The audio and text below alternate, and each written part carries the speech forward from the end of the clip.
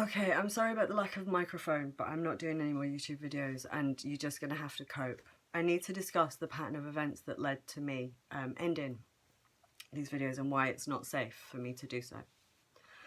So I don't know how well known. I have a stalker who for about 10 years has been, I offered her somewhere to stay about 9 years ago because she told me that her husband was raping her and forcing her to get pregnant.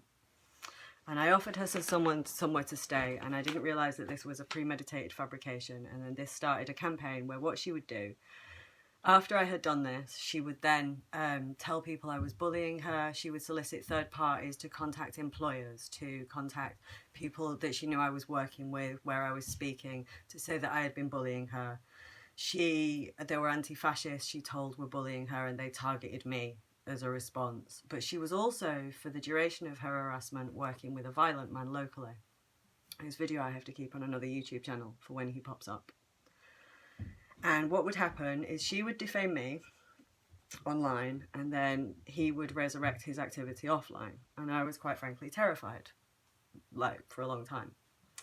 Now, I can't remember what year it was, basically the New Statesman, Toby Young repeated her allegations, because he searched for himself on Twitter. And then Toby Young and Mehdi Hassan, I think, are some kind of friends, I don't know. But then, because I was writing for the New Statesman at the time, and I was writing about political consensus on welfare reform, and I wouldn't pretend that it was just Labour with the solution, because I wasn't interested in party politics, and because my interest was these systems. The New Statesman, unlike other people, lots of people repeated her defamation and did things because they genuinely believed her. But the New Statesman did it because they knew that it would harm me. And they knew that people would go to her blog when she said she was a victim of online abuse and they would think it was me. And the New Statesman were always also aware that she was working with a violent man. And that's why they did this. And that did effectively silence me. I didn't write for the left after that at all. I made them objects of analysis. And that was a long time ago. And I've largely managed this woman, and I managed that man. I went up to him and I said, I'm not scared of you, even though I was, because the police wouldn't help me because the New Statesman had validated them. And I was really scared of this person for a long time, and I still am a bit scared of him because he's got no insight into his behaviour, and there's a video of him literally he will assault someone or he'll escalate something with a knife because he's completely fucking dangerous. Like, actually dangerous. And he lives in the small town that I live in, so that's danger for me. Now, on the 28th of March, I emailed Karen Ingala Smith to ask her, and we're actually discussing whether she would speak at Correcting a Blind Spot. She wouldn't, because she doesn't associate with women like me. And we discussed this, and she was given a letter that I had to write to Tom Watson's office because of the way that the Labour Party had targeted me over a long time, which very specifically detailed the consequences of this harassment, the violence risk, the impact on me, both in terms of the authorities, because nobody gives me a break if I can't protect my daughter, and this had a huge impact on me.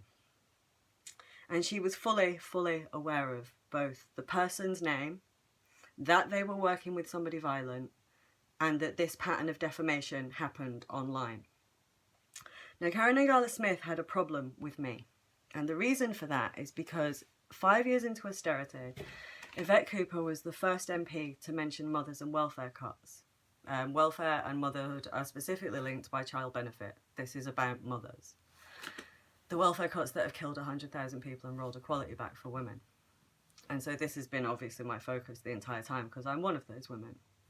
And Karen Ingala Smith publicly lobbied Yvette Cooper to demand that that didn't happen again because it made her feel excluded because she was a mother. And I said, that's disgusting. And I tried to explain the impact on us, and she was really rude to me. And Karen says that this is me harassing her. Now, the tweets are on my blog. I'm quite happy for anybody to read them. I have never done so. I have never behaved the way that she describes. Now, Karen is ashamed of this, and I understand this. Now, when I spoke to Karen that week, I said to her, actually that happens. We don't have enough information or we don't have enough knowledge, and then we find out and then we feel like crap, because this is about reflection and intersectionality. It wasn't a judgment. I made a video and I referenced it in passing, like in very passing. It wasn't insulting to her at all. It was part of the first video series about intersectionality. And I sent her a copy. I said, I made this video. I just wanted to let you know that I'd mentioned you, because I do that out of politeness. And she flipped because she wasn't aware of intersectionality. She wasn't aware of what I was saying about reflection. She wasn't aware it was common to the sector that she claims to be an expert in. And she flipped out at me. I have done nothing to this woman. Not ever. Like, I have done nothing. On the 5th of October, Joani Walsh resurrected my stalker's defamation. And Karen Ingala Smith, unlike everybody else, was fully aware that this was linked to a violent man locally to me.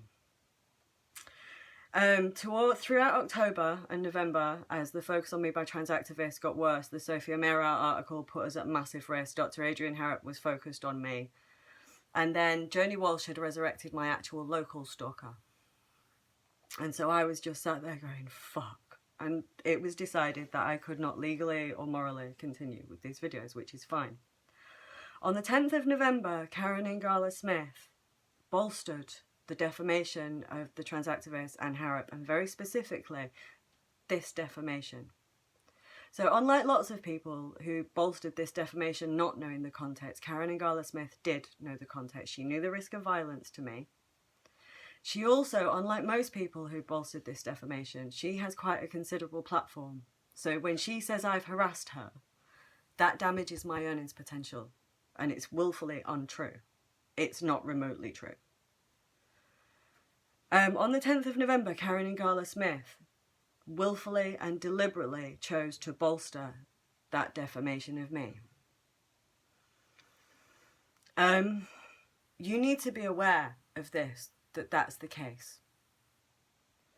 Because it was actually the fact that Joani Walsh had undermined any solidarity within. I couldn't seek the solidarity of anybody else to deal with this because of the way she did that. And that's why I had to stop doing YouTube videos. Now, defamation is one thing if you're not aware. And I don't have a problem with people who say things that aren't true about me, but they're not really aware. I also don't, when people are just being mean, I think people can be just mean. People are often mean to me, I don't give a fuck. But there's a difference between me and being mean and bolstering defamation that carries risk of violence to a child deliberately because you're ashamed of your own behaviour, which is what Karen has just done to me, and she's continuing to do it. Now, when we went to the House of Lords, she went out of her way to make us feel uncomfortable. She went out of her way to make Rachel feel uncomfortable, which was despicable. I've never met an adult who would do that to a child before. Karen Ingala Smith's belief that I harassed her is because I injured her identity by saying, can you please not publicly lobby that MP to publicly completely disenfranchise us? And that's what we're talking about. We're talking about the only mention of us in a democracy in years. She demanded that that not happen. And this movement was about women like me being able to finally say we need to discuss these systems because 100,000 people are dead and this is really serious, and equality was rolled back. And Karen Ingala Smith is defaming me, not only to elevate risk of violence to my daughter, deliberately and willfully, not only to undermine my ability to get a job and work within these systems, which is absolutely where, and actually it doesn't matter because I'm just going to go to the other side of the political spectrum. I understand now that women like Karen cannot allow this. But it's also denying me the support of other women. Right, if Karen Ingala Smith does not retract her defamation of me made on the 10th of November, her willful fabrication made entirely about shame at her own behaviour, a willful fabrication that was designed to give legitimacy to defamation which carried a risk of violence. Next week I will be sending her a letter demanding that retraction. And then if it's not, I will be taking Karen to court. It's really that simple. I want a retraction of the defamation made of me on the 10th of November, Karen.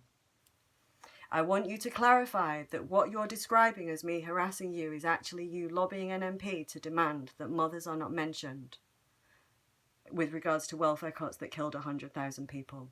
That was you demanding that those women be disenfranchised. By the way, you count their corpses for a living. So that was my harassment of you. It was actually you who behaved badly to me and to all the women in this country.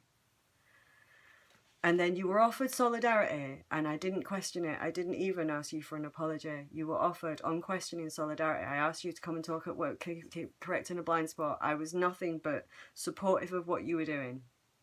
I haven't done anything to you, Karen. And I certainly haven't done anything which warrants you exposing me to risk of violence, undermining my ability to earn a living, and trying to deny me participation in democracy. I've never done anything to you, and I want a retraction.